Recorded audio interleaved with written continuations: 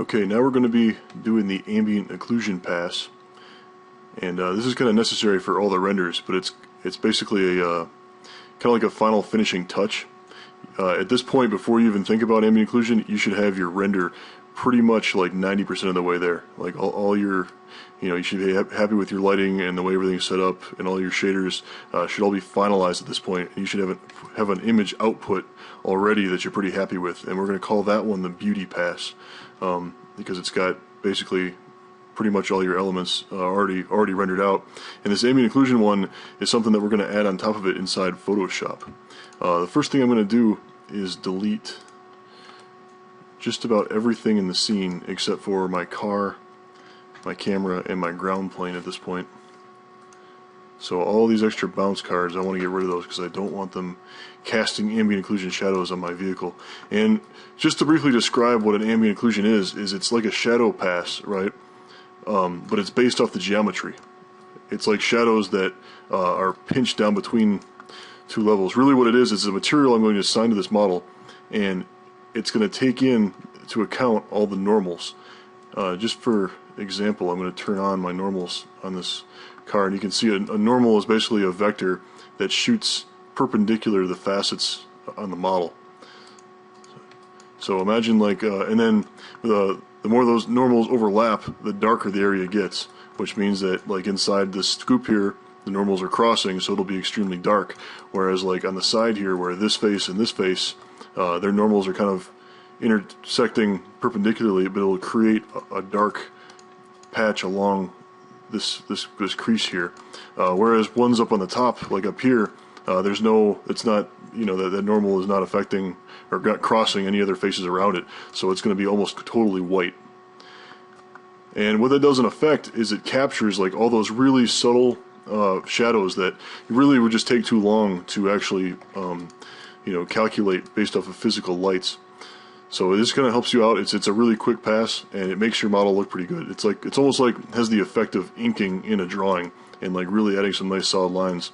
And it'll take like into account, it'll darken out this whole area behind our wheel wells, and it gets that nice shadow across the bottom. And this is kind of the reason that we modeled panels across the bottom of our car, because it needs to, we need those normals to hit the bottom, to oppose the normals on the ground plane and create that nice shadow underneath our car to make that extra dark. And also another thing is that I want to get rid of most of the glass. Like I'm just going to go through here and just get rid of these glass objects, because I don't want that outer layer to create the ambient occlusion and then block this entire all my detail inside my headlight out. And if we had an interior, I would delete the windows out too, but since we don't have any interior, I'm not going to worry about it. So to create my ambient occlusion shader, bring up my hypershade, and the first thing we're going to do is create a surface shader, and this is going to be my ambient occlusion. We can just call it AO. And then what I'm going to do is right click again and mental ray nodes, and down here, not under materials but under textures, is where we're going right now. So, and down textures, we're going to use the ambient occlusion, not the fast occlusion, but the regular just ambient one.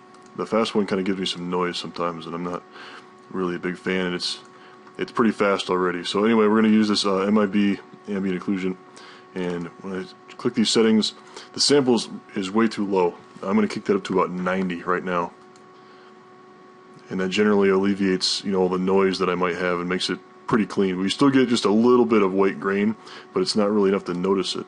Like I said, this is just a really, when it's final effect, this is a really like a subtle touch to a subtle addition to our render. Alright, and then I'm just going to make it either the default, and it's connected to the out color of my surface shader right there. So that's all good and well. And what I'm going to do now is just assign it to everything in the scene, which is going to make it totally black, which is okay. So when I go to my render cam, we haven't moved our camera, so it needs to line up exactly with the beauty pass, and then we're going to render that out.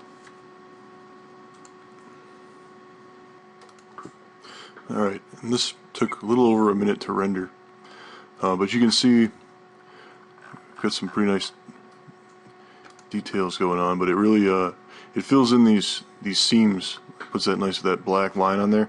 And I'm going to take this into Photoshop and once again use that multiply layer that I like so much, and just lay this over the top. And what that's going to do is so all the white will be basically transparent over the top of the beauty pass, but then the black will darken it. So I'll get these. It'll make these seams pop, and it'll make my details like a little more crisp. Anyway, it really improves the render a lot. I don't like to do any finalized renders without some kind of ambient occlusion pass on there.